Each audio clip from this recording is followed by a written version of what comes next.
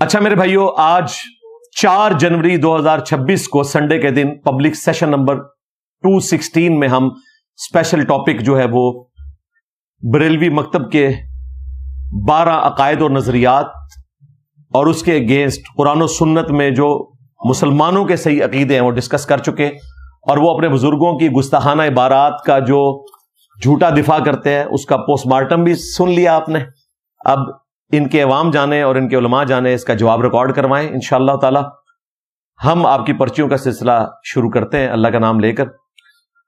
میرے نانا نے وفات کے وقت وصیت کی تھی کہ میری قبر پر دربار بنایا جائے، تو ان کی وفات کے وقت ان کے بیٹوں نے ان کی قبر پر ڈھول بجائے اور پیسے بھی پھینکے۔ دربار تو کوئی نہیں بنایا آپ نے، جو کام انہوں نے کہا تھا وہ آپ نے نہیں کیا، ڈھول مارے، پیسے پھینکے، یہ بھی غلط ہے، دربار بنانا بھی غلط ہے۔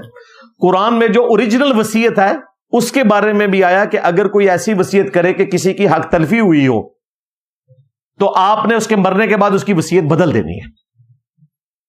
جو وصیت اوریجنل ہے قرآن و سنت نے رائٹ دیا ہے آپ کو، یہ تو ایسی چیز ہے جس کا قرآن و سنت سے کوئی تعلق ہی نہیں، قرآن و سنت کے خلاف ہے۔ صحیح مسلم میں حدیث ہے 2245، میں تمہیں منع کرتا ہوں قبروں کو پکا کرنے سے، ان پر عمارت بنانے سے اور ان پر بیٹھنے سے۔ ڈائریکٹ بیٹھنا بھی منع ہے، مجاور بن کے بیٹھنا بھی منع ہے، لہذا اس قسم کی کسی وصیت کو پورا کرنے کی ضرورت نہیں ہے۔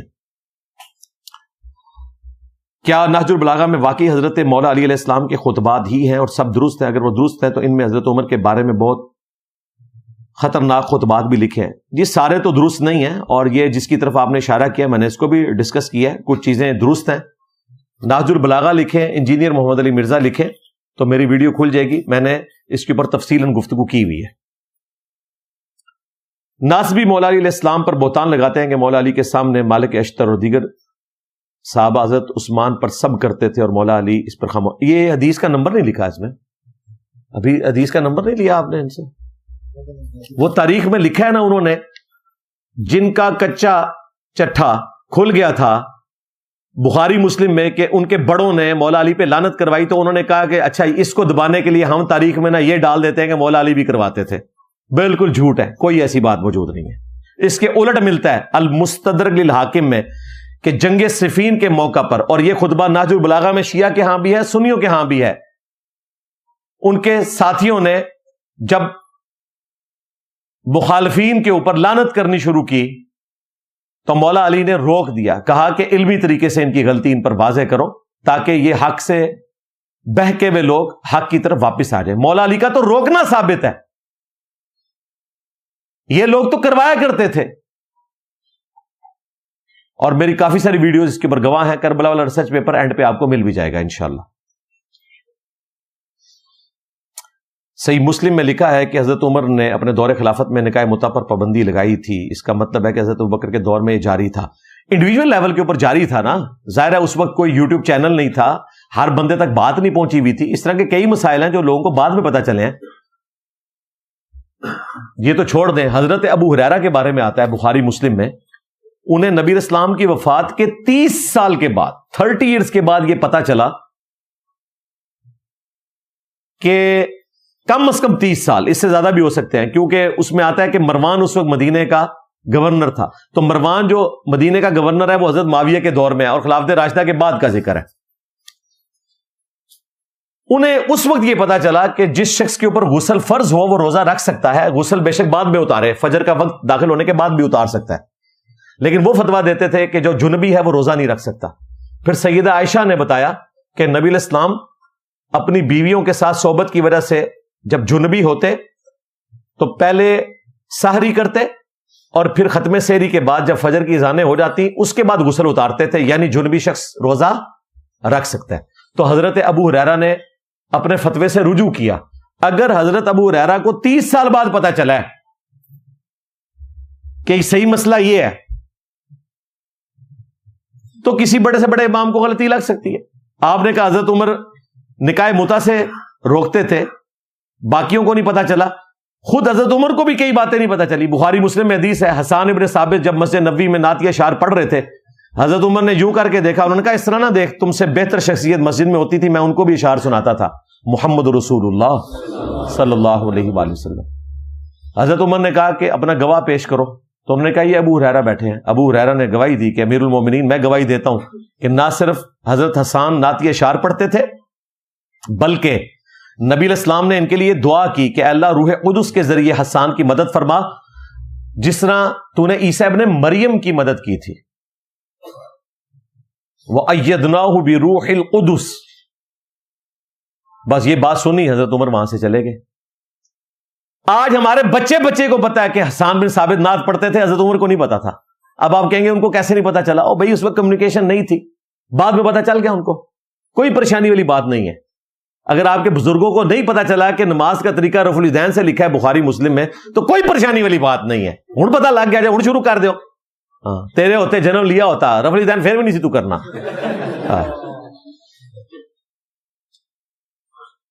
حدیث کی پہلی کتاب الصحیفہ الصادقہ حدیث کے خزانے میں کیوں موجود نہیں؟ آپ اس کے ریفرنس استعمال کیوں نہیں کرتے؟ میں ہی تو کرتا ہوں۔ اس کی ساری حدیثیں بخاری مسلم میں۔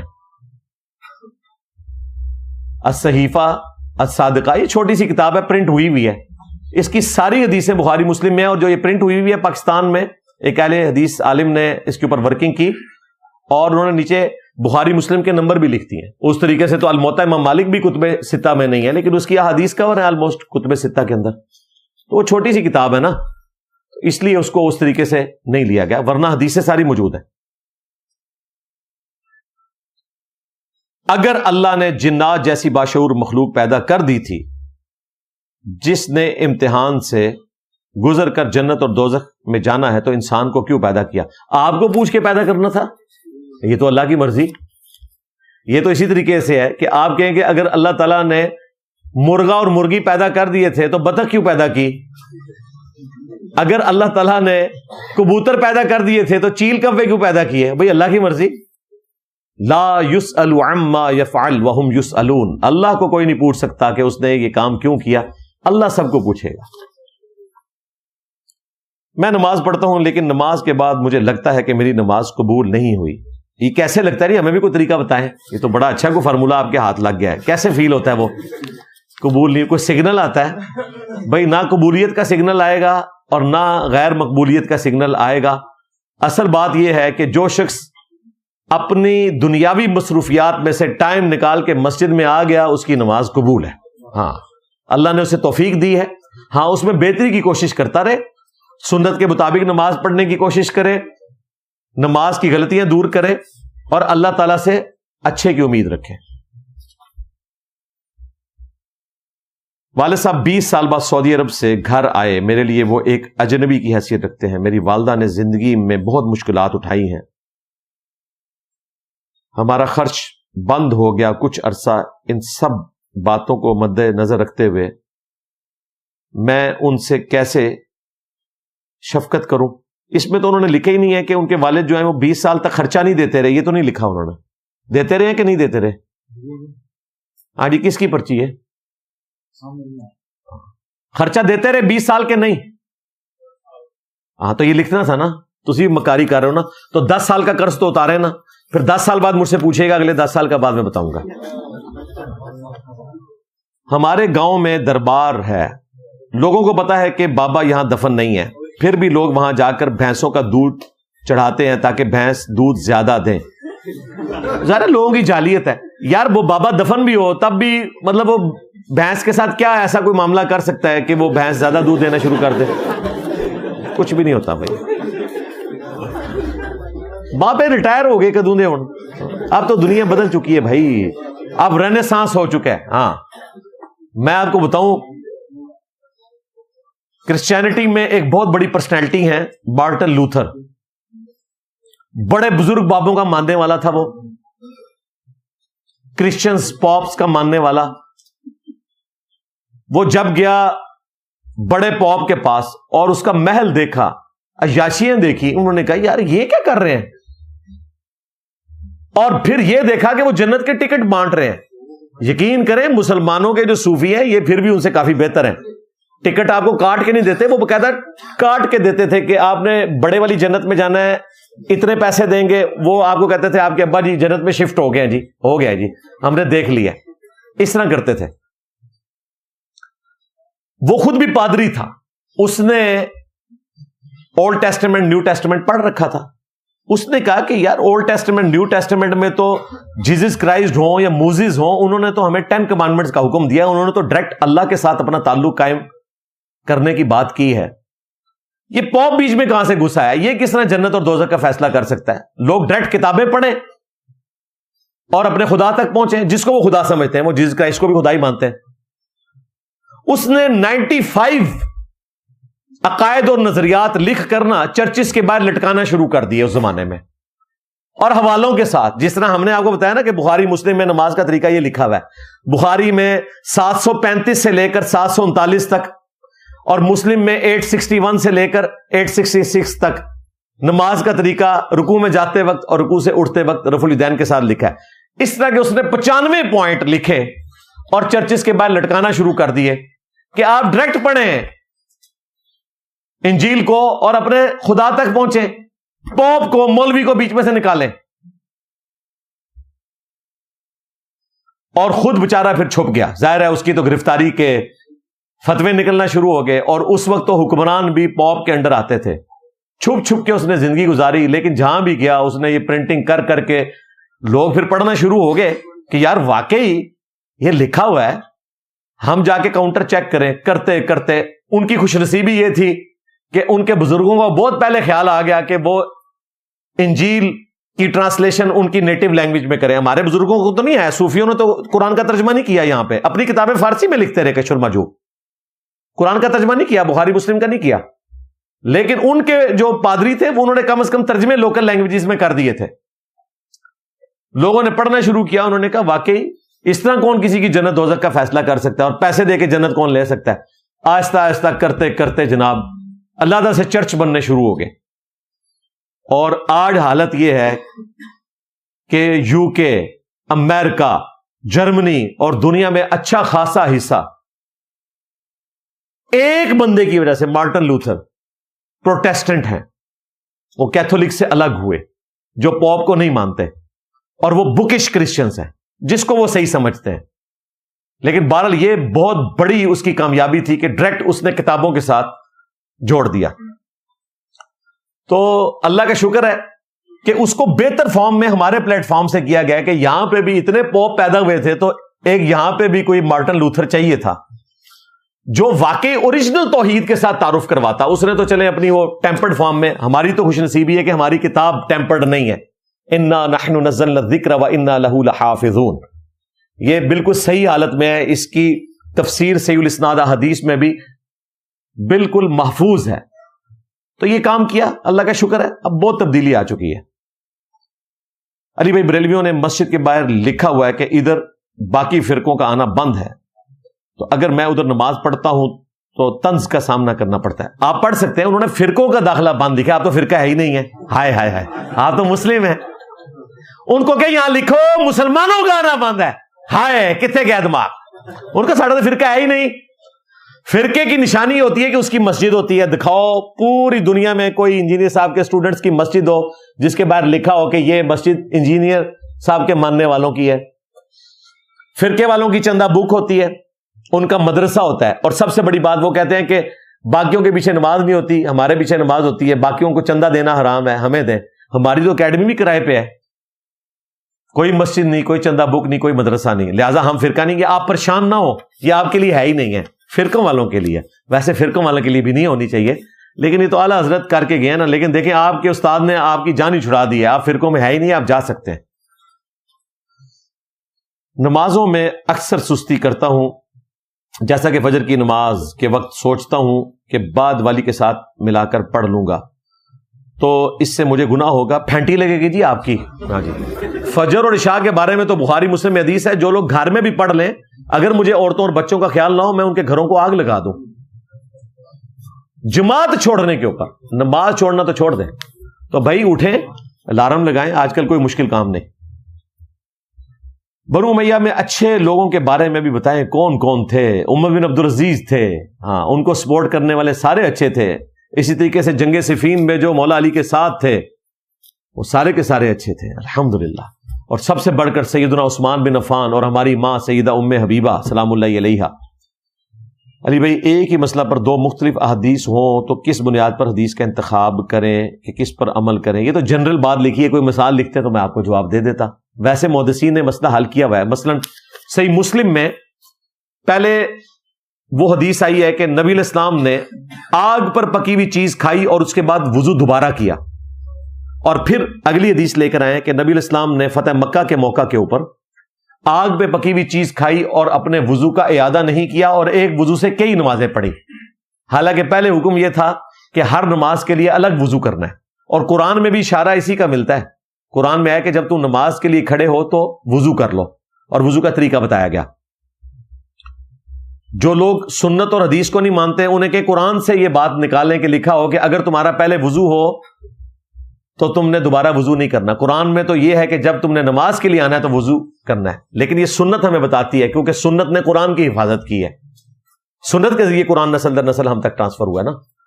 تو سنت میں یہ آیا ہے کہ اگر آپ کا وضو ہے تو آپ نے دوبارہ وضو نہیں کرنا. تو اس طریقے سے پتہ چل جاتا ہے. دم کروانے سے اگر بیماری میں افاقہ ہوتا ہے تو کس طرح سے دم کیا جائے؟ آخری 3 صورتیں پڑھ کے دم کیا جائے. سورۃ الفاتحہ کا دم بھی بخاری مسلم میں ثابت ہے. صحیح بخاری میں آخری 3 صورتوں کا دم ثابت ہے. نبی علیہ السلام اپنے اوپر خود کرتے تھے، ہاتھوں پر پھونک کے 3 دفعہ رات کو سونے سے پہلے. اور مسلم شریف میں ہے کہ آپ کے گھر والوں میں کوئی بیمار ہوتا تو آخری 3 صورتیں پڑھ کے دم کرتے تھے. اس پہ میرا کلپ بھی ہے، تفصیلی ویڈیو بھی ہے. نبی صلی اللہ علیہ وآلہ وسلم کے تعویذات، یہ اوریجنل تعویذات ہیں. تعویذ لٹکایا نہیں جاتا، یہ المعوذات ہیں، 3 پناہ دینے والی صورتیں. سب سے بڑا گناہ تو شرک ہے. سب سے بڑی نیکی کیا ہے؟ نماز پڑھنا توحید کے بعد. بخاری مسلم میں حدیث ہے، نبی علیہ السلام سے پوچھا گیا کہ اللہ تعالیٰ کو سب سے بڑھ کر محبوب عمل کون سا ہے؟ تو نبی علیہ السلام نے فرمایا بندے کا وقت کے اندر نماز ادا کرنا.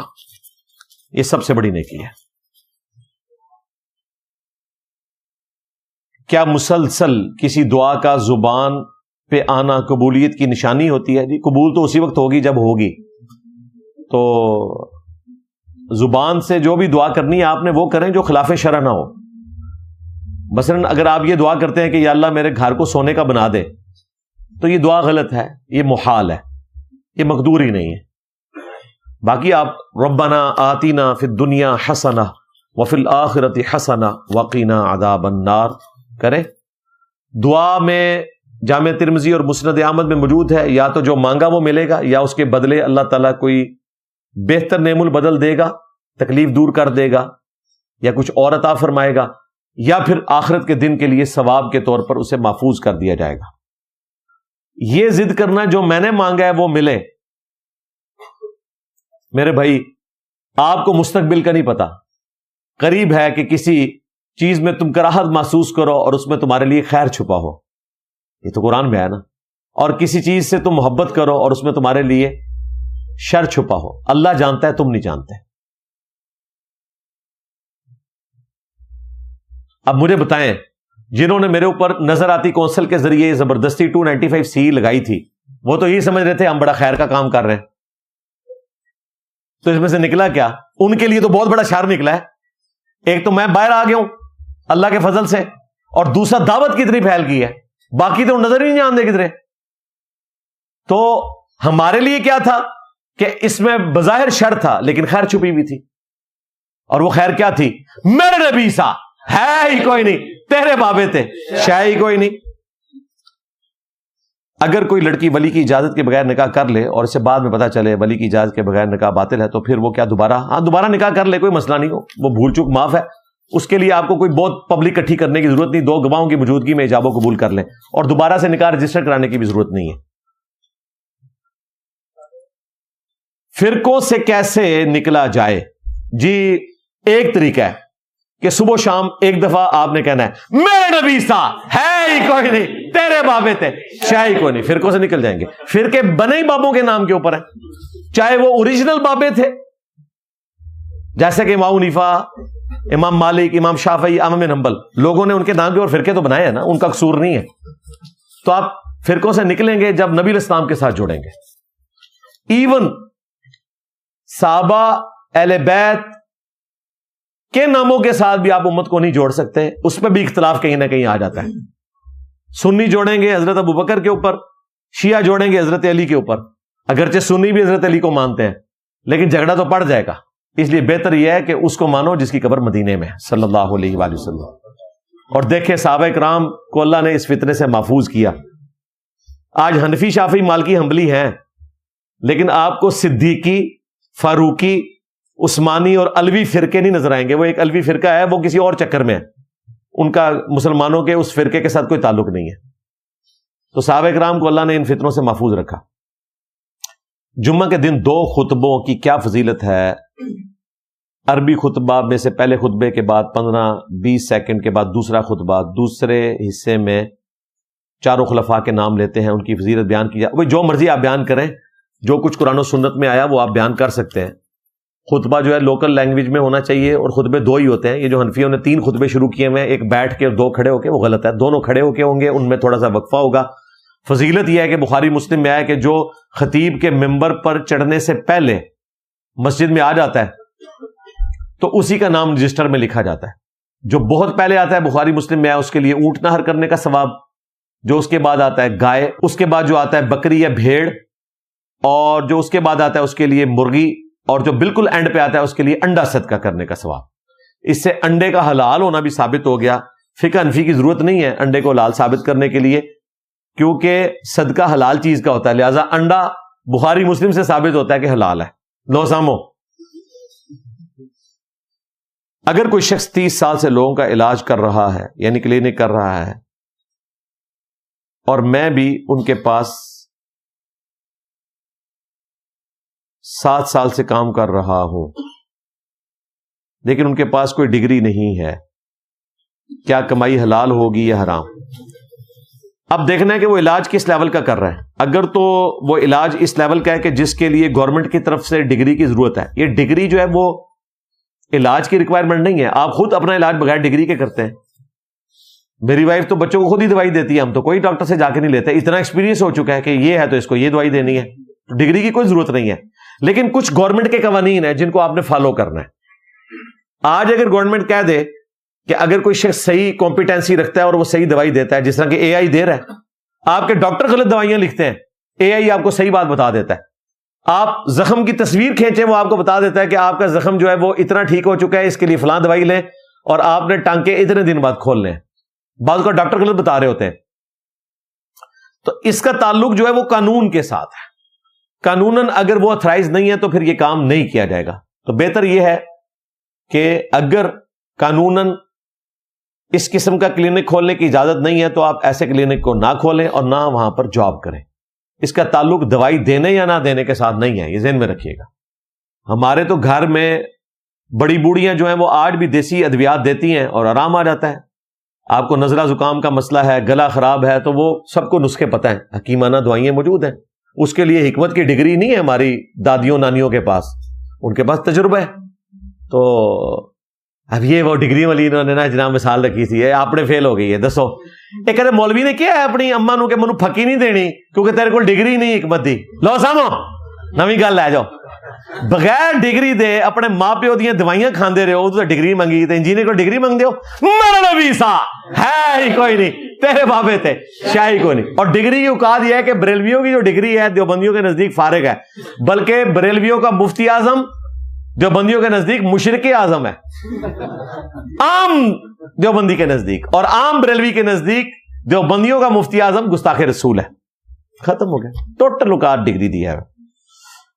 میں بحرین میں کام کرتا ہوں اور وہاں پر تقریباً شیعہ فرقہ کی مساجد ہیں, اور حکومت جو ہے وہ سنیوں کی ہے, اور وہ جماعت نہیں کرواتے, سب اپنی اپنی نماز ادا کرتے ہیں. مجھے جماعت کا ثواب ملے گا؟ ویسے حیران کن بات ہے, کیوں نہیں جماعت کرواتے؟ امام مسجد رکھنے کی گورنمنٹ نے اجازت دی ہوئی, یہ کیا ہے؟ یہ تو ان کی حکومت سے رابطہ کریں, یہاں پہ جماعت کیوں نہیں کرواتے. ہو سکتا ہے جماعت کرواتے ہوں, آپ لیٹ پہنچتے ہوں, ہاں یہ بھی ہو سکتا ہے. یہ ذرا وہیں سے پوچھیں بھائی, جماعت تو ہوتی ہے, کیونکہ یہ ان کا کوئی مسئلہ نہیں ہے کہ آپ نے جماعت نہیں کروانی, وہ تو جماعت کا اہتمام کرتے ہیں. وہ تو امام کعبہ کے پیچھے بھی پڑھ لیتے ہیں, بریلوی نہیں پڑھتے امام کعبہ کے پیچھے, شیعہ تو امام کعبہ کے پیچھے بھی پڑھتے ہیں. بیکنگ گڈز کو رائز کے لیے یسٹ کی وجہ سے فرمنٹیشن ہوتی ہے اور الکوہل بنتی ہے, کچھ ٹریسز تو رہ ہی جاتے ہیں. اور یار چھوڑ دیں, ٹریسز کبھی بھی الکوہل کے رہ ہی نہیں سکتے, کیونکہ الکوہل تو فوراً اڑ جاتی ہے. یہ فرمنٹیشن کے بعد جو فائنل پروڈکٹ آپ کے سامنے آئی ہے نا, وہ تو بالکل حلال ہے. کل کو آپ کہیں گے جی بیکٹیریا کی وجہ سے دہی بنتا ہے تو یہ بھی ہو گیا, اس طرح نہیں ہوتا بھائی, الکوہل اڑ جاتی ہے. والد صاحب کا انتقال ہو گیا ہے, انا للہ و انا الیہ راجعون. گھر والے ہر جمعرات قبرستان جانے کا بولتے ہیں, اس بارے میں وضاحت کریں. آپ روزانہ جایا کریں بھائی, قبر پہ تو جانا چاہیے, آخرت کی یاد آتی ہے, صحیح مسلم میں حدیث ہے. جمعرات کے ساتھ اس کا تعلق نہیں ہے, تو قبروں پہ جائیں اور گھر سے بیٹھ کے بھی دعا کریں تو دعا قبول ہے. رب ارحمہما کما ربیانی صغیرا, یہ دعا کریں, نماز میں کریں. میت کو سپارہ پڑھ کر مل کرنا جائز ہے, کیا اس کا ثواب میت کو پہنچتا ہے؟ آپ کو بھی پتہ نہیں پہنچتا ہے کہ نہیں پہنچتا, اگر آپ نے قرآن صحیح طریقے سے نہیں پڑھا ہوا. میت کو تو چھوڑ دیں. میت کو ایصال ثواب کرنے کے 10 طریقے ہیں, اس پہ میری ویڈیو ریکارڈ ہے, ایصال ثواب کے 10 طریقے, وہ آپ دیکھ لیں. دعائے مغفرت کریں گے, صدقہ خیرات کریں گے, قرآن پڑھ کے پہنچانے والی بات نہیں. اور نہ وہ جو بکنگ کرواتے ہیں 300 روپے کا قرآن, 500 روپے کا قرآن. جیلوں میں تو میرا خیال 500 روپے ریٹ چل رہا ہے, پتہ نہیں آپ کے علاقے کا کیا ہے, ادھر سے پتہ کریں. اس طرح کچھ نہیں ہوتا. نمازوں کو جمع کرنا اور اس کو معمول بنا لینا کیا ٹھیک ہے؟ جی اگر آپ کی ضرورت ہے معمول بنائیں. پہلے کون سی نماز پڑھیں گے؟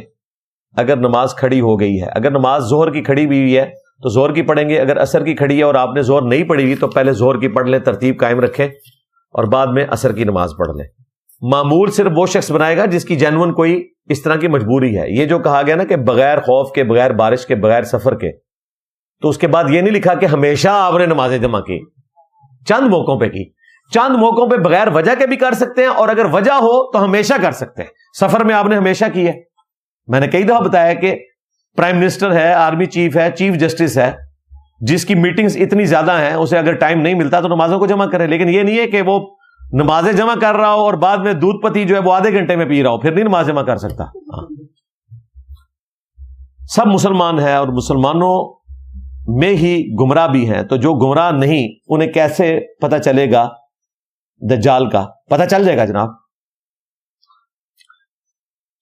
جو دجال کے کارنامے دیکھ کر کے نا کڈے وڈے بزرگ نے تکو جی, اسی پہلے انجینئر نو کہندے سان کہ عبد القادر جیلانی نے مردے زندہ کیتے نے, ویکھو حضرت دجال جڑے نے وہ مردے زندہ کر رہے ہیں.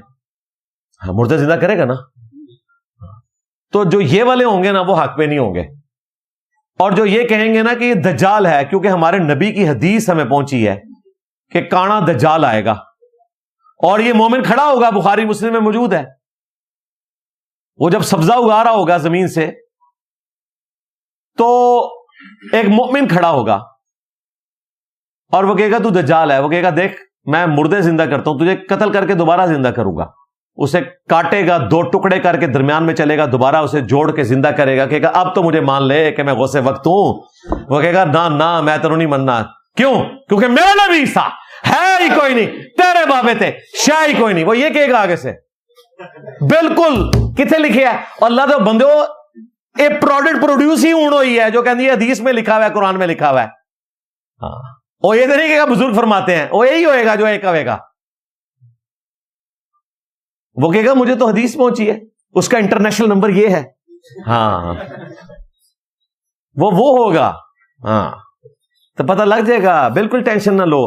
باقی صحیح مسلم میں ہے کہ سورۃ الکہف کی پہلی 10 آیات جو دجال کے سامنے قرات کرے گا اللہ تعالیٰ اسے اس کے فتنے سے بچا لے گا انشاءاللہ.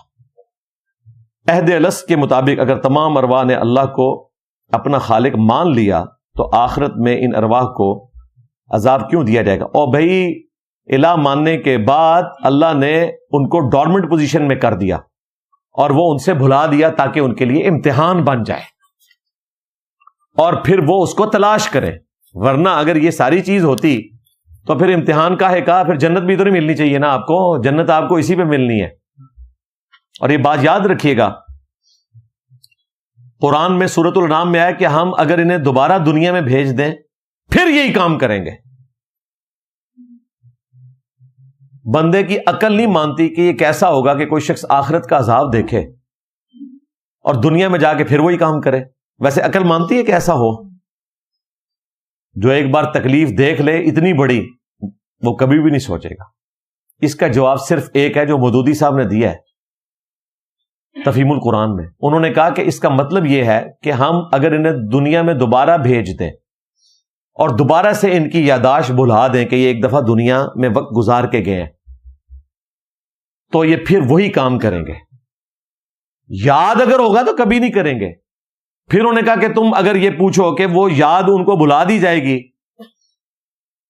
تو ایسا کیوں ہوگا؟ انہوں نے کہا اس لیے کہ تبھی تو ان کے لیے وہ اگلی زندگی امتحان ہوگی. اگر دنیا میں دوبارہ آئیں گے تو اللہ نے ٹیسٹ تو پھر لینا ہے نا. یہ تو نہیں ہے کہ پچھلی دفعہ آپ پیپروں میں فیل ہوئے ہیں تو آپ اللہ تعالیٰ پیپر نہیں لے گا. پیپر فیل لینا ہے, اور پیپر جب لینا ہے تو پھر اسی امتحان سے گزرنا ہے کہ آپ کو چیزیں بھلائی جائیں گی اور پھر آپ دوبارہ سے عقیدہ توحید کو ارن کریں گے.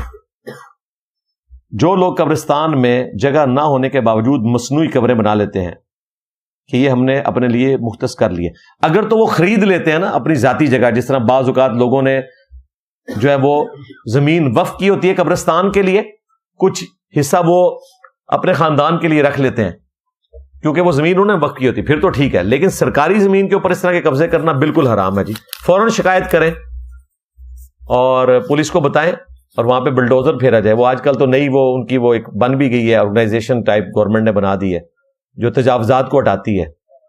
پیرا والے انہوں نے دسو, میں نے گلے میں دھاگے ڈالے ہوئے ہیں 4-5 شوق سے, کوئی دربار والے نہیں ہیں, کیا یہ ٹھیک ہے؟ پھر کام والے ہیں, یہ دربار والے نہیں ہیں تو کس لیے ڈالے ہوئے ہیں؟ مطلب اس میں سے کیا نکالنا ہے؟ نہیں ویسے تو کوئی شے نہیں ہوتی, کچھ تو ہے, کچھ تو ہے اس کے اندر. کچھ نہیں ہے تو ٹھیک ہے, پالو رسا پالو, کوئی مسئلہ نہیں. میں نے اچھا جیل میں, چلیں آپ کو جیل کی باتیں بھی سناؤں نا. ابھی تو میں نے جیل کی کئی باتیں آپ کو سنانی ہیں. جیل کے اندر نا اتوار والے دن نا ایک چھاپا پڑتا ہے, اور وہ یہ ہوتا ہے کہ چکیاں اتوار والے دن نہیں کھلتی صبح فجر کے بعد, بلکہ کھلتی ہیں 8-9 بجے. جو چیکنگ کرنے والے ہیں وہ جیل کی کسی بھی چکی میں جا کے ریئل ٹائم تلاشی لے سکتے ہیں کہ اس کے پاس کوئی ایسی چیز تو نہیں جو جیل میں چکی کے اندر رکھنا منع ہے. وہ اسی صورت میں ہوگا کہ چکی نہ کھلے, کیونکہ چکی اگر کھلی ہوگی تو جو تلاشی کرنے آیا ہے خطرہ ہوتا ہے کہ اس کو کوئی نقصان پہنچائے. یہ جو دورے بھی ہوتے ہیں نا سپریڈنٹ کے, وہ چکیوں کے ہوتے ہیں جب چکیوں میں بند کیا جاتا ہے, آپ کو اوپن نہیں کرتے, کیونکہ اگلے زمانے میں جب انگریزوں کا دور تھا تو انگریزوں پہ لوگ حملہ کر دیتے تھے سپریڈنٹ کے اوپر کہ گوروں نے آگے ہمیں قید کیا ہوا ہے, لہذا دورے سے پہلے ساری چکیاں بند ہو جاتی ہیں. اور اتوار والے دن چکیاں لیٹ کھلتی ہیں, وہاں پہ وہ آ کے چھاپا مارتے ہیں. کیا دیکھتے ہیں کہ آپ کے پاس چھری تو نہیں, اندر شیشہ نہیں رکھ سکتے, کوئی سوا نہیں رکھ سکتے, ہر وہ چیز جس سے آپ کسی کو نقصان پہنچا سکتے ہیں, زخمی کر سکتے ہیں, وہ آپ نہیں رکھ سکتے. غیر ضروری بال صاف کرنے کے لیے بھی آپ کو بلیڈ وہ نہیں دیتے. ہاں اس کے لیے آپ ریزر لے سکتے ہیں, لیکن وہ ایشو کرتے ہیں تھوڑی دیر کے لیے اور آپ نے بال صاف کر کے واپس کرنا ہے. اس میں سے بلیڈ نکال کے اپنے پاس نہیں رکھ سکتے کہ آپ کسی کو نقصان پہنچا دیں. اتنے اسٹرکٹ ایس او پی بنے ہیں. میں سمجھتا ہوں فوج کے بعد سب سے آرگنائز اگر کوئی ادارہ ہے نا پاکستان میں تو جیل کا ہے, اور وہ بھی گوروں کی وجہ سے ہے, اور فوج بھی گوروں کی وجہ سے ہے. ہاں ہماری فوج جو ہے یہ برٹش آرمی ہے. آپ جائیں ذرا جیل میں دیکھیں, لکھا ہوگا کہ 1806 میں پہلی دفعہ آئی, پھر اگلی جو ہے وہ 1830 کے اندر آئی, اور کرتے کرتے ادھر تک وہ جس طرح آپ کے بزرگوں کا سلسلہ جڑتا ہے نا, ان کا سلسلہ وہاں تک جڑتا ہے. اور یہ اگر انگریزوں کی فوج نہ ہوتی, آج ہمارے پاس ایٹم بم بھی نہ ہوتا. پاکستانی فوج نہیں سی بنا سکتی, یہ ٹریننگ وہاں گوروں کی ہوئی ہے. اس لیے بڑے آرگنائز طریقے سے پوری دنیا کو ناتھ ڈالی ہوئی ہے پاکستان کی فوج نے, کیونکہ برٹش آرمی ایک آرگنائز ادارہ ہے. اس لیے دیکھیں اب کورسز کرنے بھی ہم وہاں مائی باپ کے پاس جاتے ہیں. بالکل ان کی کنٹریبیوشن, جس طرح ٹرین تو بزرگان دین تے نہیں دیتی ہوئی, حضرت سٹیفن نے انجن بنایا ہے, تو حضرت صرف انجن روک دے سن. تو یہ ساری کی ساری لڑیاں وہاں تک جاتی ہیں. تو جیل کے اندر آپ اس طرح کی چیزیں نہیں رکھ سکتے. اسی طریقے سے جیل میں آپ کوئی یہ دھاگا اس قسم کا کہ جس سے آپ لٹک کے خودکشی کر سکیں, کوئی نالا, کوئی رسی کا ٹکڑا, یہ بھی نہیں رکھ سکتے. جیل کی چکیوں کی چھت 16 فٹ ہوتی ہے اور پنکھا 15 فٹ پہ لگا ہوتا ہے, صرف 1 فٹ نیچے, تاکہ اگر کوئی شخص خودکشی کی کوشش بھی کرے ادھر اوپر پہنچ ہی نہ سکے. جیل کے اندر آپ اندر کوئی کرسی نہیں رکھ سکتے چکی کے اندر, کوئی ایسا بینچ نہیں رکھ سکتے کہ جس پہ لٹک کے آپ خودکشی کر سکیں. جیل کے اندر کوئی بجلی کی تار ننگی نہیں ہو سکتی کہ کوئی شخص اس کو پکڑ کے خودکشی کر لے. اتنا چیزوں کا انہوں نے خیال رکھا ہوتا ہے. تو یہ بڑا آرگنائز ادارہ ہے. لہذا جب تک آپ جیل میں نہیں ہیں اور دھاگے اپنے گلے میں لٹکانا چاہتے ہیں تو لٹکا لیں. آن لائن رشتہ تلاش کرنے والی ایپلیکیشن پر لڑکے لڑکیوں کی پروفائل دیکھنا جائز ہے. ایپ پر لڑکیوں کی نمایاں تصاویر موجود نہ, یہ کام نہ کریں. وہ جناب تصویریں ہیں, جب آپ رشتہ کرنے جائیں گے آنٹیاں نکلیں گی اور ادھر انکل نکل آئیں گے. پروفائل کے لیے آپ نے بوتھی کیوں دیکھنی ہے؟ پروفائل کے لیے آپ وہ چیزیں دیکھیں جو آپ کی بنیادی ریکوائرمنٹ ہے. میں بتاتا ہوں کیسے. آپ دیکھیں گے اپنا خاندان, تعلیم, علاقہ, یہی چیزیں دیکھنی ہیں. اس کے بعد شکل دیکھ لیں, یعنی جو اس کرائٹیریا کو پاس کرے اس کی شکل دیکھ لیں, باقی کوئی شکل بھی دیکھنے کی ضرورت نہیں ہے. یہ تو نہیں کہ شکل دیکھ کے آپ نے اس کو گھر تک چھوڑ کے آنا ہے, پہلی نگاہ معاف ہے. تو یہ کام نہ کریں. گپا نہ مارو آپس ہی, جو بولے ہو تو منہ جوابی. قرآن اور حدیث میں زیادہ تر ذکر انسانوں کا ملتا ہے, جبکہ حساب و کتاب انسان اور جن دونوں سے ہوگا. جناب 31 دفعہ تو آیا ہے فَبِأَيِّ آلَاءِ رَبِّكُمَا تُكَذِّبَانِ, تو ایک صورت ہی کافی ہے. اے جنوں اس کے دو بھاری گروہ, تم اپنے رب کی کس کس قدرت کی نشانی کو جھٹلاؤ گے, چاہے وہ نعمت ہو چاہے وہ عذاب ہو. اس لیے اپروپریٹ ترجمہ مودودی صاحب کا ہے کہ اپنے رب کی قدرت کی کون کون سی نشانیوں کو جھٹلاؤ گے, نعمتوں کو نہیں, کیونکہ جہنم کے بعد بھی یہی آیت آ رہی ہے. تو کیا جن کے اوپر بھی انسانوں کی طرح انبیاء مقرر کیے گئے ہیں؟ جی, انسانوں کے انبیاء ہی جنات کے ہیں نا. سورہ جن نہیں پڑھی آپ نے, سورۃ الاحقاف, کہ جنوں کے ایک گروہ نے نبی علیہ السلام کی تلاوت سنی اور وہ رسول اللہ پر ایمان لے آئے. لہذا جنوں کے انبیاء وہی ہیں جو انسانوں کے ہیں. آپ اس پہ اگلی بات ایڈ کریں کہ قرآن میں اکثر صیغے مذکر کے ہیں, تو کیا وہ آیات عورتوں کے بارے میں بھی ہیں؟ جی بالکل, عورتوں کے بارے میں بھی ہیں. کئی لوگ پوچھ رہے ہوتے ہیں عورتیں بھی وضو میں مسواک کریں گی؟ جی کریں گی. کیا عورتیں بھی رفع الیدین کریں گی؟ جی کریں گی. ہاتھ چھوڑ کر نماز پڑھنے کا حوالہ دے دیں. سنن نبی داؤد میں 730 نمبر حدیث ہے جس میں واضح ابو حمید سعدی کہتے ہیں کہ نبی علیہ السلام جب نماز شروع کرنے کا ارادہ کرتے تو اپنے دونوں ہاتھوں کو کندھوں تک بلند کرتے, یہاں تک کہ ہر ہڈی اپنی جگہ پر واپس آ جاتی. اللہ اکبر کہتے یہاں تک کہ ہر ہڈی اپنی جگہ پر واپس آ جاتی. تو نماز شروع کرنے سے پہلے جہاں آپ کی ہڈیاں تھیں اللہ اکبر کہہ کے وہیں پر ہی واپس آئیں گی, ورنہ اس میں الفاظ ہوتے کہ دائیں ہاتھ بائیں پہ باندھ لیتے. اس میں ہے کہ نماز شروع کرنے کا ارادہ کرتے تو دونوں ہاتھ کندھوں تک اٹھاتے اور اللہ اکبر کہتے یہاں تک کہ ہر ہڈی اپنی جگہ پر واپس آ جاتی. تو واپس وہیں آتی ہے جہاں سے سٹارٹ لیا تھا, یعنی کہ ارسال الیدین.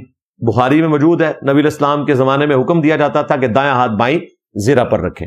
اور مصنف ابن ابی شیبہ میں دونوں چیپٹر موجود ہیں, ان صحابہ کا بیان جو ہاتھ چھوڑ کر نماز پڑھتے تھے, ان کا بیان جو ہاتھ باندھ کے پڑھتے تھے. دونوں طریقے سنت ہیں. اس طریقے سے رفع الیدین بھی دو طریقے سے سنت ہے. صحیح مسلم میں کانوں تک ہاتھ اٹھانا سنت ہے, جس طرح اہل تشیع اٹھاتے ہیں وہ ادھر تک اٹھاتے ہیں, اور صحیح مسلم کے اندر کندھوں تک اٹھانا ثابت ہے. دونوں طریقے سنت ہے. روزے کی حالت میں برش کرنا, جی کر سکتے ہیں, جی مسواک بھی کر سکتے ہیں, ٹوتھ پیسٹ بھی کر سکتے ہیں, حلق سے نیچے ذائقہ نہ جائے. اس پہ میری ویڈیو ریکارڈ ہے. نبی علیہ السلام سے مسواک کرنا ثابت ہے. وہ کہتے ہیں نہیں مسواک کر سکتے ہیں, برش نہ کریں. بھئی مسواک کا بھی تو ذائقہ منہ میں آتا ہے, وہ تھوک دینا ہوتا ہے آپ نے. اگر آپ دوسری رکعت میں جماعت میں شامل ہوئے, اللہ نہ کرے جی کبھی یہ وقت آئے کہ میں دوسری رکعت میں شامل ہوں, میں تو الحمدللہ تکبیر اولیٰ سے نماز پڑھتا ہوں.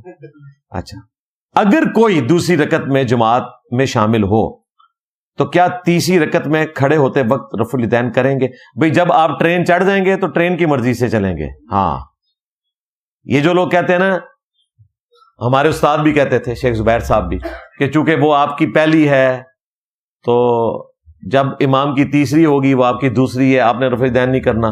تو ہمارے دوسرے استاد نے بڑی اچھی پھکی دی تھی, مولانا اسحاق صاحب نے. انہوں نے فرمایا تھا کہ جب آپ امام کے ساتھ دوسری رکعت میں شامل ہوتے ہیں, آپ کی تو پہلی ہوتی ہے لیکن امام تشہد بیٹھتا ہے, تو آپ امام سے یہ نہیں کہتے کہ میری پہلی ہے میں کھلوڑ لگا, کیونکہ پہلی میں تو کھڑے ہو جاتے ہیں نا. آپ پہلی میں ہی تشہد بیٹھ جاتے ہیں, امام کے پیچھے بیٹھ جاتے ہیں نا. تو اب جب امام تیسری کے لیے کھڑا ہو رہا ہے, اگرچہ وہ آپ کی دوسری ہے بغیر رفع الیدین والی, لیکن چونکہ امام کی وہ تیسری ہے, لہذا آپ گاڑی چڑھ گئے, اب آپ رفع الیدین ہی کریں گے. ٹھیک ہو گیا؟ کھڑ کھڑ چھڑ دیو تو منہ جوابی اے نا سچی مجھے ٹوٹ جائے.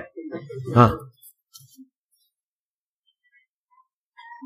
علی بھائی, تقلید کب شروع ہوئی؟ شاہ ولی اللہ دہلوی نے لکھا ہے 4 صدی ہجری میں شروع ہوئی. اس سے پہلے کوئی تقلید نہیں کرتا تھا, قرآن و سنت کو لوگ فالو کرتے تھے. تقلید بھی اگر قرآن و سنت کے مطابق کی جائے نا, کہ صحیح حدیث ملتے ہی امام کا قول چھوڑ دیا جائے, تو ایسی تقلید پہ قربان ہم. لیکن ایسی تقلید ڈھونڈنے سے ملتی ہی نہیں ہے نا, کیونکہ تقلید کے ساتھ یہی نوست جڑی ہوئی ہے. تقلید ایک نٹوریس ورڈ ہے. ہم تو رسول اللہ کے بھی مقلد نہیں ہیں, ہم رسول اللہ کے متبع سنت ہیں. اندھے بن کے رسول اللہ کے پیچھے بھی نہیں چل رہے. قرآن میں آیا کہ اے نبی تم فرماؤ میں اور میرے ساتھی پوری بصیرت کے ساتھ اس دین پہ چل رہے ہیں. تو ہم نبی الاسلام کے پیچھے آنکھیں کھول کے چل رہے ہیں. اگرچہ ہمارا امام وہ ہے کہ اس کے پیچھے آنکھیں بند کر کے بھی چلیں, وہ ہمیں جنت کے راستے پہ لے کے چل رہا ہے, لیکن ہمارے نبی نے ہمیں یہ کہا ہے کہ میرے پیچھے بھی آنکھیں کھول کے چلنا ہے, یعنی پوری دلائل کے ساتھ چیز کو سمجھ کے اس دین کو قبول کرو. سر میری 2 بیویاں ہیں اور مجھے بلیک میل کرتی ہیں. جی 2 بیویوں کا انجام یہی ہوتا ہے, کسی نہ کسی بات پر مجھے اسلامی قرآن و سنت کے مطابق رہنمائی کریں. رہنمائی ہے کہ صبر ہی کرو. ہاں اس تو علاوہ ادھر کوئی علاج نہیں ہے. رہنمائی تو آپ کی بیویوں کی ہونی چاہیے نا, کہ انہیں بتایا جائے کہ اپنے خامند کو تنگ نہ کریں. وہ تو کریں گی. دیکھیں نبیوں کو بھی اپنی بیویوں سے تکلیف اٹھانی پڑی, حتیٰ کہ سورۃ الاحزاب میں اللہ کے محبوب علیہ السلام کی بیویوں کے بارے میں کتنے سخت الفاظ آئے کہ اپنی بیویوں سے فرماؤ کہ اگر تم دنیا کا مال چاہتی ہو تو آؤ, میں تمہیں طلاق دے کر رخصت کر دیتا ہوں, لیکن اگر اللہ اس کا رسول اور آخرت کا گھر چاہتی ہو تو پھر اسی فقر میں گزارا کرو. اور زیادہ تر یہ مال پانی کا ہی مسئلہ ہوتا ہے بیویوں کا. باقی آپ کی بیوی آپ سے اس لیے نہیں لڑ رہی ہوگی کہ آپ فجر کے وقت جو ہے وہ لیٹ اٹھتے ہیں, اس کو ایسے کوئی غرض نہیں ہے. اللہ ماشاء اللہ نیک بیویاں بھی ہوں گی اس قسم کی. زیادہ تر یہ مال پانی کا مسئلہ ہے, تو صبر ہی کریں جی بس. اب آپ نے جو کر لیا یہ آپ چکھیں, اور ہم آپ کے لیے دعا گوئی ہیں کہ اللہ تعالیٰ آپ کے لیے آسانیاں کرے. آپ صبر کریں اور انصاف سے چلیں بس. گھر میں عورت کو مرد کے بغیر کتنا اختیار ہے کسی کے ساتھ لین دین کے معاملے کر سکتی ہیں؟ مرد کے بغیر مراد یہ کہ مرد کہیں دوسرے ملک گیا ہوا ہے. ہاں تو ظاہر ہے عورتوں نہیں کرنا ہے نا. عورتوں کو آپ نے یہ تو نہیں کہ گھروں میں بند کر دینا ہے بالکل. عورتیں سودا سلف کے لیے جا سکتی ہیں, حالت امن ہو تو دوسرے شہر کا بھی سفر اختیار کر سکتی ہیں. یہ تو ایک اس فتنے کو ایڈریس کرنے کے لیے کہا گیا کہ بغیر محرم کے سفر نہ کریں. اور اپنے شہر کے اندر تو سفر ہوتا بھی نہیں, سفر تو ظاہر ہے 20 کلومیٹر اس سے آن ورڈ ہوتا ہے. اور وہ بھی اس ماڈرن دور میں ہم اس حدیث کو بنیاد سمجھتے ہیں جو بخاری کی ہے کہ ایک وقت آئے گا اتنا امن ہوگا کہ اکیلی عورت عراق سے ہیرا نامی شہر سے چلے گی زیورات کی لدی ہوئی, اور وہ کعبے کا طواف کر کے واپس چلی جائے گی, اللہ کے سوا اسے کسی کا خوف نہیں ہوگا. سیدنا عمر کے دور میں اتنا امن ہو گیا. یہ اصل ہے اس بات کی کہ حالت امن ہو تو عورت بغیر محرم کے بھی سفر کر سکتی ہے ایک شہر سے دوسرے شہر کا. مثلا اگر کوئی بچی لاہور پڑھتی ہے اور وہ رہائشی ہے پنڈی کی, تو پنڈی سے اس کا بھائی یا اس کا باپ اسے ٹرین میں بٹھاتے ہیں, اور وہاں ریلوے اسٹیشن پہ وہ اتر کے یونیورسٹی کی بس میں یونیورسٹی چلی جاتی ہے, اور اسی طریقے سے واپسی پر ٹرین کی بکنگ کرواتی ہے, یونیورسٹی کی بس میں اسٹیشن پہ آتی ہے, اور اسٹیشن سے ٹرین میں بیٹھ کے پنڈی اسٹیشن پہ آتی ہے. یہاں اس کو کوئی ریسیو کر لیتا ہے, یا یہاں سے اس کے پاس کوئی فیسلٹی موجود ہے آن لائن, تو کوئی مسئلہ نہیں ہے. اور خصوصاً جب سے یہ ہماری اب چیف منسٹر آئی ہیں ایک فیمیل, تو انہوں نے تو یقین کریں کہ مردوں کی لائف ونریبل کر دی ہے. یقین کریں ڈر لگتا ہے. میں تو خیر ویسے ہی سفر نہیں کرتا, جتنے سخت قوانین آئے ہیں کہ اس میں تو اگر غلطی سے بھی اگر کوئی ہاتھ لگ گیا کسی عورت کو تو مرد گیا. یہ آپ ٹی وی پہ خبریں سنتے ہیں, آپ کو پتہ نہیں کہ بعد میں کیا ہوتا ہے. میں ڈیالہ ہی میں تھا, مجھے ایک بندے نے جو ڈیوٹی پہ تھا مجھے کہتا ہے جی سر وہ عثمان مرزا صاحب نے آپ کے لیے سلام بھیجا ہے. اتنی فریگنس کے ساتھ اس نے کہا. میں نے کہا جی کون عثمان مرزا؟ جی انہوں نے کہا تھا کہ انجینئر صاحب کو میرا سلام کہہ دیں, میں اسٹوڈنٹ ہوں ان کا. میں نے کہا ہوں گے, اللہ تعالیٰ ان کے ساتھ خیر کا معاملہ کرے, میں نہیں جانتا. کہتے جی آپ نہیں جانتے ان کو, وہ آپ کو یاد نہیں ہے وہ 6-7 سال پہلے ایک خبر آئی تھی ٹی وی پہ, وہ آپ نے بھی دیکھی ہوگی کہ پنڈی کے ایک بندے نے 2 لڑکی لڑکا کو برنا حالت میں ان کی ویڈیو بنائی تھی, ان کو غلط کام کے اوپر مجبور کیا تھا, پھر ان کی وہ ویڈیو بنائی ننگی حالت میں, اور پھر ان کو مارا پیٹا بھی. ٹی وی چینلز پہ صرف اتنی وہ ویڈیو چلائی گئی تھی جس میں وہ ایک لڑکی لڑکا کو سامنے بٹھا کے ان کو مار پیٹ رہا ہے, وہ ایک موٹا سا ڈان پنڈی کا جس کے تھوڑے بال بھی تھے. یہ ویڈیو رکھی ہوئی ہے. پتہ ہے اس کو کتنی سزا ہوئی ہے؟ 32 سال. جی پاکستان کے قانون میں اگر آپ نے کسی کی ننگی حالت میں تصویر کھینچ لی یا ویڈیو بنا لی, 25 سال قید ناقابل ضمانت جرم ہے, جب تک کہ وہ بندہ معاف نہ کر دے. اگر وہ بندہ نہ معاف کرے سپریم کورٹ بھی آپ کی بیل نہیں لے گا. 295C کی بیل ہو جاتی ہے سپریم کورٹ میں جا کے, ساروں کی ہوئی ہے آج تک. 295C کبھی بھی سپریم کورٹ سے فارغ نہیں ہوئی, الٹیمیٹلی بیل ہو جاتی ہے کیونکہ ہیومن رائٹس کا کافی دباؤ ہے ان کے اوپر.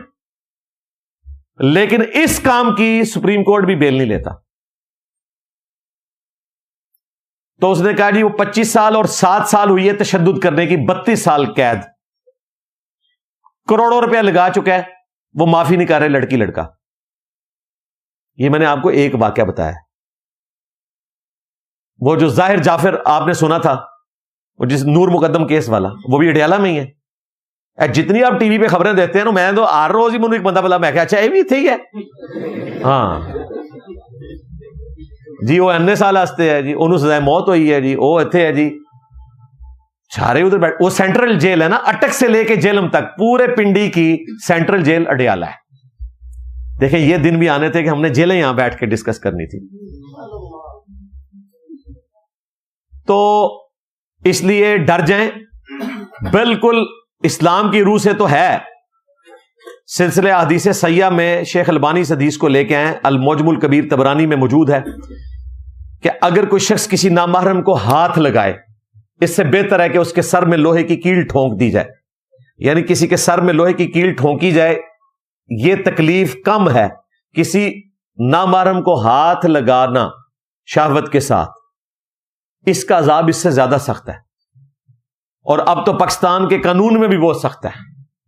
غلطی سے بھی ہاتھ لگ گیا, ہراسمنٹ ہوگی, 7 سال کے لیے آپ اندر ہیں. بالکل دور دور ٹورو جی زنانیاں تو, ہاں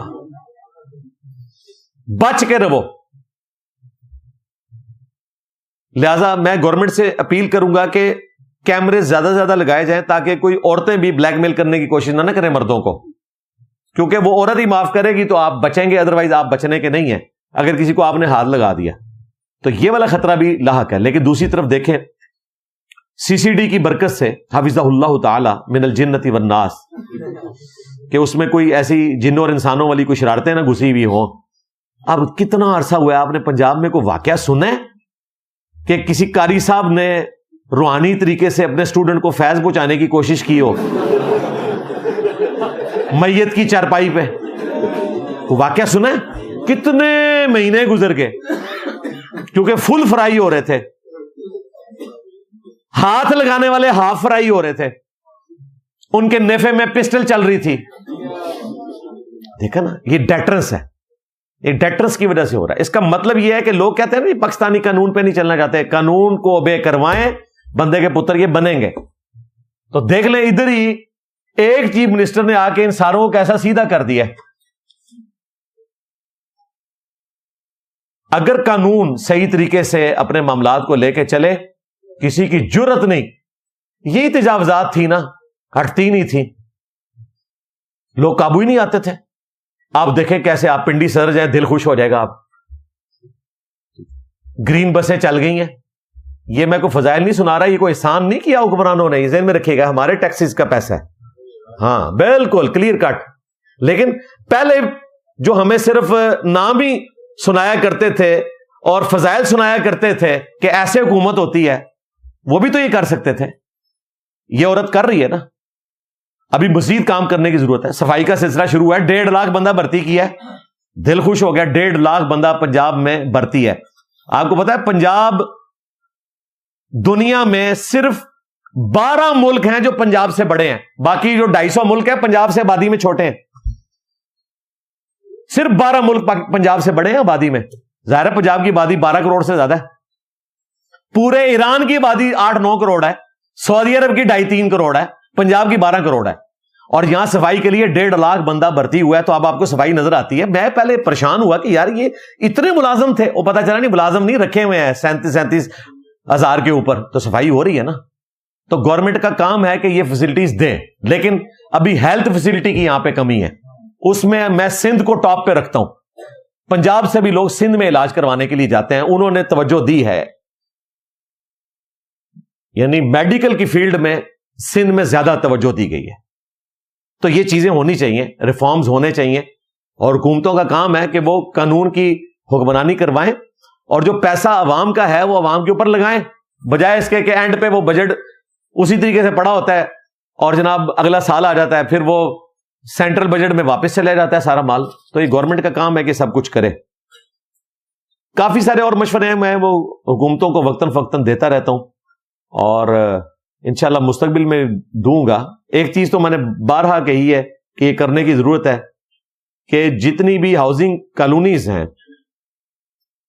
جہاں پہ لوگوں نے کروڑوں کی کوٹھیاں بنائی ہیں, ان سب کی بجلی کاٹیں اور ان کو کہ آپ شفٹ ہوں سولر کے اوپر, کیونکہ سبسڈی ان کو بھی مل رہی ہے. یہ اپنی لیتھیم بیٹریاں لگائیں, رات کے وقت بھی بیٹریوں پہ شفٹ ہوں, غریبوں کو یہ بجلی لینے دیں, کیونکہ گورنمنٹ اپنی طرف سے پیسے ڈال کے وہ یونٹ کو کم کرتی ہے. گورنمنٹ کو تو یہ تیل سے بجلی مہنگی پڑتی ہے. ڈیم ہم نے ٹائم پہ بنائے نہیں ہیں. ویسے اب تو ماشاء اللہ تعالیٰ جو کچھ سال پہلے ڈیم شروع ہوئے تھے, کچھ خان صاحب کے دور میں شروع ہوئے, کچھ اس سے پہلے نون لیگ کی حکومت میں, وہ 2028 تک مکمل ہونے والے ہیں. کافی سارا یعنی بجلی کا معاملہ مستقبل میں بہتر ہو جائے گا انشاءاللہ تعالیٰ. تو سولر پلیٹوں کی طرف توجہ دیں, اور اب اتنی سستی ہو چکی ہیں, اور کوشش کریں کہ آئی پی پی سے وہ جو 2000 ارب یہ ہر دفعہ ہم سے کھا لیتے ہیں, اور قصور تو ہمارے پرانے حکمرانوں کا ہے نا, انہوں نے ایسے معاہدے کیے ہوئے, معاہدہ توڑیں گے تو وہ پہنچ جائیں گے انٹرنیشنل عدالت میں, فارغ ہو جائیں گے. تو کسی طریقے سے اس کا کوئی درمیان کا سلوشن نکالے. بیوی کی پراپرٹی ہو اور مرد اس کی اجازت کے بغیر بیچ سکتا ہے, ہائے, یا کسی اور کو بھی دے سکتا ہے. میرے بھائی اگر بیوی آپ کی اجازت کے بغیر اپنے ماں باپ کو دے دے آپ کا کوئی پلاٹ یا کوئی اپارٹمنٹ, تو آپ کو کیسا لگے گا؟ ویسے ان سے پوچھے تو کہیں گے جی بیوی کو وقت ہے, میری بیوی ہے نا جی, میاں بیوی کوئی اس طرح کی کوئی جدائی ہوتی ہے جی, او دا مال میرا مال, میرا مال او دا, پھر تے اللہ دے بندے انہوں دیو کہ اپنے بھن بھاواں نوں کھواوے. وہ جو اکثر کہتے ہیں نا کہ جی وہ ہماری بیوی کو ماں باپ کی کتنی خدمت کرنی چاہیے, کس کے ماں باپ کی؟ جی میرے. جی اتنی جتنی آپ اس کے ماں باپ کی خدمت کرتے ہیں. لو سامو, دونوں کریں نا, کچھ دو کچھ لو, تو باقی بغیر اجازت کے آپ نہیں کر سکتے. البتہ ایک چیز ہے, صحیح بخاری میں ہے, حضرت ابو سفیان رضی اللہ تعالیٰ عنہ کی بیوی نے شکایت کی رسول اللہ سے صلی اللہ علیہ وآلہ وسلم کہ ابو سفیان مجھے خرچہ پورا نہیں دیتے, تو کیا میں ان کی اجازت کے بغیر ان کے مال میں سے کچھ خرچ کر سکتی ہوں؟ تو آپ نے فرمایا ہاں, اتنا لے سکتی ہو جتنا نان و نفقہ اس کے ذمے ہے, اس سے زیادہ نہیں. یہ نہ ہو کہ یہ حدیث سن کے تو بیویاں جو ہیں وہ مردوں کی جیبیں کاٹنا شروع کر دیں, اس طرح نہیں ہے. یعنی جو بیسک نیڈ اگر کوئی خامند پوری نہ کرتا ہو تو آپ اس کی اجازت کے بغیر لے سکتے ہیں. باقی یہ کہ اس کا مال اڑانا شروع کر دیں یا بیوی خامند کا, تو بخاری مسلم میں حدیث ہے تم میں سے ہر ایک نگہبان ہے, اس سے اس کی رعیت کے بارے میں پوچھا جائے گا. پھر آپ نے فرمایا حکمران اپنی رعایا کے اوپر ہے حاکم, اس سے پوچھا جائے گا. ایک خامند اپنی بیوی اور بچوں کے اوپر حاکم ہے, اس سے اس کے بارے میں پوچھا جائے گا. ایک بیوی, یہ بیوی کا سوال ہوا تھا, اپنے خامند کے مال اور اولاد کے اوپر حاکم ہے, اس سے پوچھا جائے گا کہیں اس نے خیانت تو نہیں کی. تو بیوی صاحب مہربانی کریں, بلکہ بیوی صاحبہ مہربانی کریں اپنے خامند کے اوپر, اور ان کی اجازت کے بغیر ان کا کوئی مال اس طریقے سے ہڑپ کرنے کی کوشش نہ کریں.